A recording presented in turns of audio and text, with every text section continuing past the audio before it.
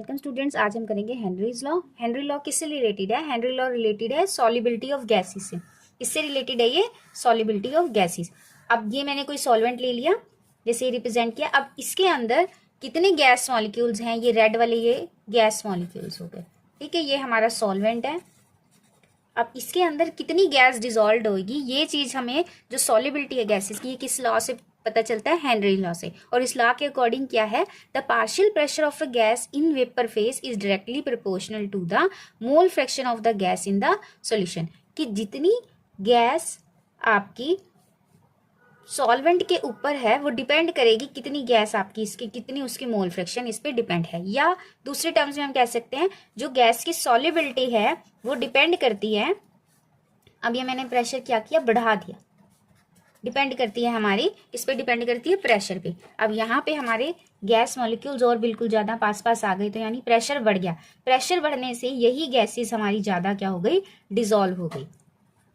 तो दोनों ही तरीके से, चाहे आप ये कह सकते हो कि the partial pressure of gas above the liquid is directly proportional to the mole fraction of gas in the solution, या फिर the solubility of gas depends upon the partial pressure of the gas above the solvent। कि ये दोनों आपस में क्या है? Directly proportional. Pressure proportional है मोल फ्रैक्शन के, या मोल फ्रैक्शन प्रोपोर्शनल है प्रेशर की। ज्यादा प्रेशर होगा ज्यादा गैस डिसॉल्व हो सकेगी, या गैस जितनी डिसॉल्व है वो डिपेंड करती है पार्शियल प्रेशर पे। दोनों एक ही बात है।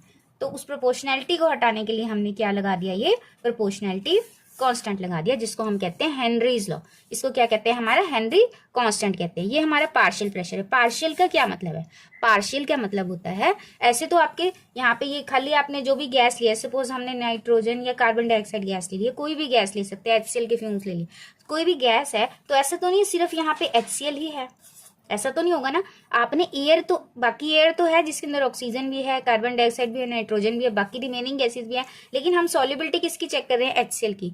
तो इसलिए पार्शियल प्रेशर उस पर्टिकुलर गैस जो कि डिसॉल्व होनी है इसके अंदर, उसका प्रेशर मैटर करता है कि वो कितना है अबव, और वही डिसाइड करेगा कि गैस कितनी इसके अंदर डिसॉल्व होगी।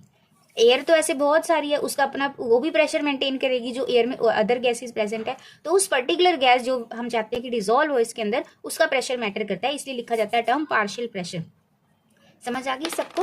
तो पार्शियल प्रेशर गैस डिसाइड करेगी कि कितना मोल फ्रैक्शन या कितनी सॉल्युबिलिटी होगी गैस की, या दूसरी वे में कि जितनी मोल फ्रैक्शन है उतना ही वही डिसाइड करेगी कितना partial pressure above the solvent होगा इन इक्विलिब्रियम। क्योंकि जो कुछ मॉलिक्यूल्स अंदर जाएंगे कुछ बाहर आएंगे, कुछ अंदर जाएंगे कुछ बाहर आएंगे, तो ये डायनेमिक इक्विलिब्रियम मेंटेन रहेगा, और ये दोनों ही आपस में क्या है? Directly proportional. This is your Henry law. तो थैंक यू सो मच।